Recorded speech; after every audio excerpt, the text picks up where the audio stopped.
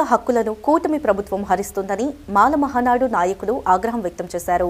కూటమి ప్రభుత్వంలో ప్రజాప్రతినిధులుగా అంబేద్కర్ కోనసీమ జిల్లాలో ఉన్న 3 మాల ఎమ్మెల్యేలు, ఒక ఎంపీ ఉండి కూడా బహిరంగంగా ఎస్సీ వర్గీకరణకు వ్యతిరేకంగా మాట్లాడలేని స్థితిలో ఉన్నారని, అలాంటి నాయకులు మాల జాతి ద్రోహులుగా మిగిలిపోతారని తెలిపారు. ఎస్సీ వర్గీకరణను తీవ్రంగా వ్యతిరేకిస్తూ డాక్టర్ బిఆర్ అంబేద్కర్ కోనసీమ జిల్లా అమలాపురం పట్టణంలోని ఎమ్మెల్యే ఐతాబత్తుల ఆనందరావు ఇంటి సమీపంలో ఉన్న తెలుగుదేశం పార్టీ కార్యాలయాన్ని మాల మహానాడు నేతలు ముట్టడించారు. ఈ సందర్భంగా మాల మహానాడు నాయకులు మాట్లాడుతూ కూటమి ప్రభుత్వం మాలలపై వ్యతిరేక ధోరణిగా వ్యవహరిస్తుందని, మాలలపై చంద్రబాబు కుట్ర విడనాడాలంటూ నినాదాలు చేశారు. ఎస్సీ వర్గీకరణ విషయంలో కూటమి ప్రభుత్వం ఏకపక్ష నిర్ణయాన్ని సహించేది లేదు అని, దొంగ లెక్కలతో ఎస్సీ వర్గీకరణ చేస్తే సహించము అని పేర్కొన్నారు. అసెంబ్లీలో ఎమ్మెల్యేలు, పార్లమెంట్లో ఎంపీ ఎస్సీ వర్గీకరణకు వ్యతిరేకంగా మాట్లాడి వర్గీకరణను అడ్డుకోవాలని డిమాండ్ చేశారు.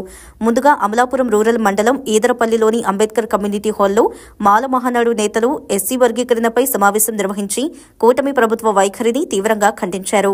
అనంతరం ఈదరపల్లి నుంచి అమలాపురంలోని హౌసింగ్ బోర్డు కాలనీలో గల టీడీపీ కార్యాలయం వరకు పెద్ద ఎత్తున బైక్ ర్యాలీ నిర్వహించి టీడీపీ కార్యాలయాన్ని ముట్టడించారు. మాలలపై ప్రభుత్వ నిర్లక్ష్య వైఖరి, రాజ్యాంగ విరుద్ధమైన ఎస్సీ వర్గీకరణ, రాజ్యాంగ విరుద్ధమైన ఎస్సీ వర్గీకరణ, మాలల ఐక్యత, మాలల ఐక్యత, మాలల